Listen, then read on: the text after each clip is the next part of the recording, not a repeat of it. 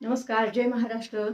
तर आता आपल्या मार्च महिन्याचं वितरण आज झालं का? आज आहे 23 मे. आता हे वितरण काल झालं होतं 22 मेला, बरोबर.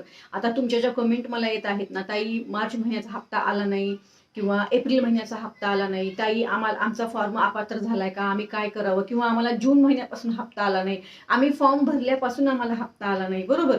किंवा मग बऱ्याच महिलांचं असं म्हणणं आहे, ताई नोव्हेंबर, डिसेंबर, जानेवारी, फेब्रुवारी हप्ता आलेला नाही, किंवा फेब्रुवारी हप्ता आलाय ताई, मार्च एप्रिल हप्ता आला नाही.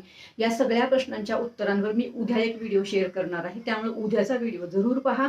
आता वितरण आज झालं का, किंवा आता हे वितरण पुढे चालू होऊ शकतंय का, किंवा आज हप्ता आला का नाही, उद्या हप्ता येणार का, किंवा सोमवारी परत वितरण चालू होणार का, या सगळ्या प्रश्नांची उत्तरं खालच्या व्हिडिओमध्ये दिलेली आहेत. खाली त्रिकोण आहे ना, तिथे लिंक दिलेली आहे, तो व्हिडिओ पहा. त्याच्यामध्ये खूप महत्वाची माहिती दिलेली आहे.